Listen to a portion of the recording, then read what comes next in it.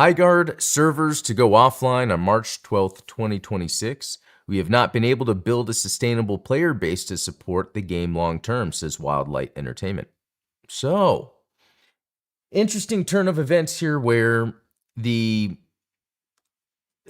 game that gamers seemed to be against or seemed toxic toward when it was announced at the TGAs ends up shutting down. But it's interesting how that was the perspective that was chosen to be the narrative when it was really, when this got revealed as the main game at the TGAs, the Video Game Awards, the Game Awards, yeah. People were like, well, this kind of, seems out of touch. This isn't something we would want to celebrate the end of the Game Awards with by, hey, here's a new live service game, barely any information. We don't know anything about it. Now, we've come to find out that Tencent was a backer of this game, not that. And I guess what happens then is once that is brought up, there are people that assume, oh, you're talking conspiracy. And it's like, well, we didn't even say what the conspiracy was. It's just, hey, Tencent was the backer. And then I guess how that plays out would be, I mean, if they have the money and they're the board of directors, on the board of directors of the TGAs, and they want to promote the game, sure. But I guess this just gets into that inauthenticity sometimes when you get into that part that in any industry this happens, especially in Hollywood, we've seen it where there's a lot of money to be made. So you have executives or finance bros that are more of the ones making the decisions and not necessarily what it is the gaming market wants. So when this game was announced at the TGAs, we all felt that. And then since then, they didn't show anything about the game until it was dropped. Not enough people played it. They had to shut it down.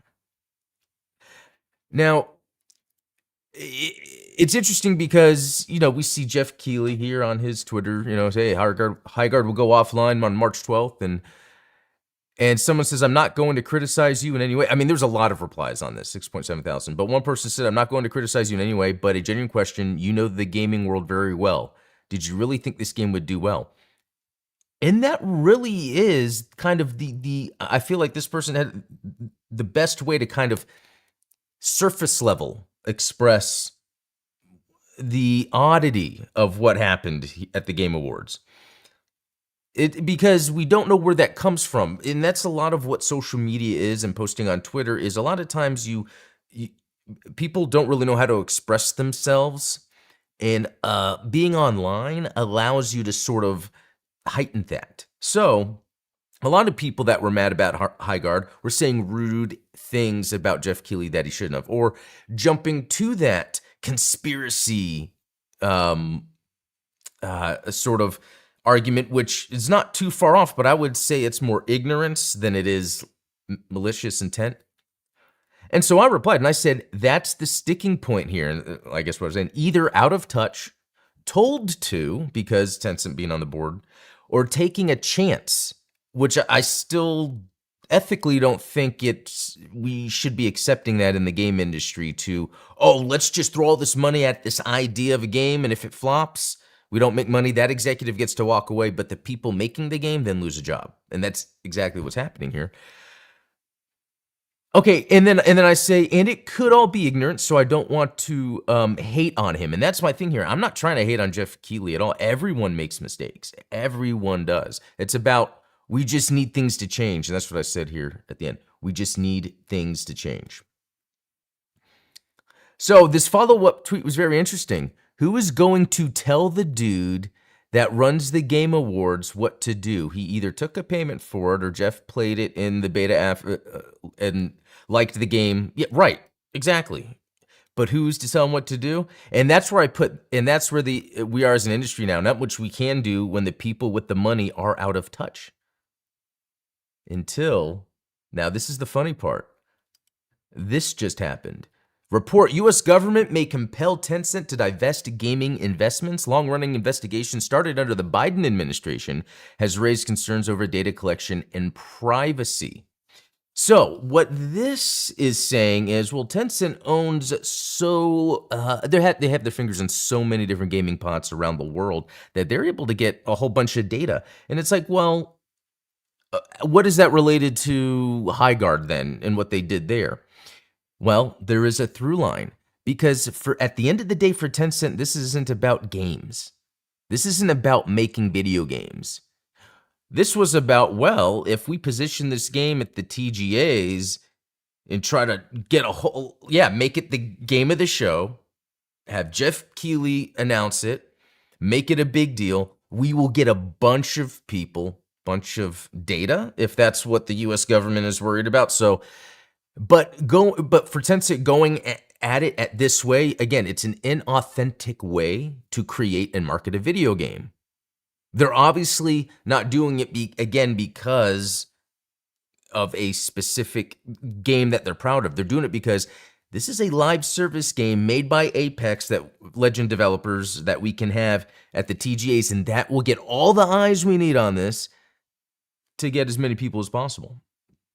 And what this churn then occurs is, oh, it doesn't work. Oh, we'll just lay them off. But the Tencent executives are still doing their thing. Oh, we see a studio making a game. Let's kind of fund a little bit, get it to where and see if it gets to where it needs to. No, but because of the funding, because of the deadlines they needed to meet, which it's in here. There's like milestones that they weren't able to meet that required them to shut. The milestones were obviously put upon them by the people with the money. So what I'm trying to get at here is it's not like anything necessarily nefarious is going on. Nefarious. I do think it's interesting, though, that the U.S. government sees it nefarious that Tencent's collecting all this data. So you can agree or disagree with if there is ill will and bad intent and maliciousness behind this. The U.S. government sees there is. But as a gamer, someone in my situation where I don't feel the effects, I guess, of my data being taken day to day, what I do see is, though, when we are being pushed games that we know aren't going to work, and then, yeah, sure enough, they don't work, and we're kind of like, okay, so we wasted all these time, people lost their jobs. What's going on with the industry? Because it's not just this, Sony with Concord.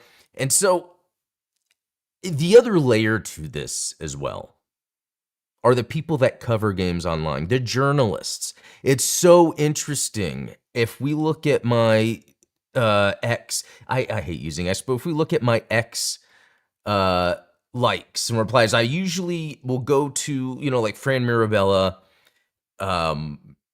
Christopher Dring. There's other people I remember from Drive By, and sometimes it's like, hey, look, you guys have a voice that's pretty big in the gaming sphere.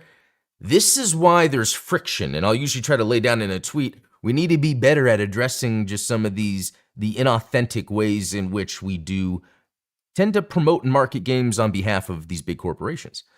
Just like everyone did with Highguard. Without knowing anything about Highguard, you had the gaming press, the gaming media push this game like it was the next thing, when gamers were sitting here like, no. Someone like me, that I like to be very eloquent and detailed with my responses, it's hard to have that conversation on X. But for people that don't understand their own emotions when they're seeing something that doesn't work, and so the surface level stuff comes out, that's when then on X you get a lot of people that seem toxic. So then it seems like the people that are against Highguard are just toxic fans. When no, I guess that's just more of how that common, I guess, denominator is spoken about on X.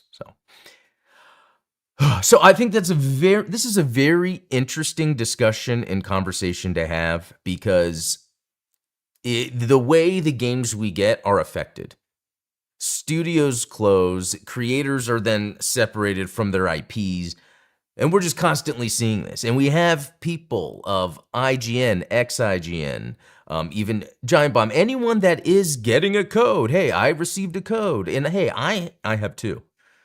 I just don't seek out those partnerships because it doesn't affect my voice in an authentic way. It actually requires me, and I learned this the hard way working with Bandai on my Gundam Explained YouTube channel. I can't be authentic and then get access. So, anyway, that is that. I hope you guys found that very interesting.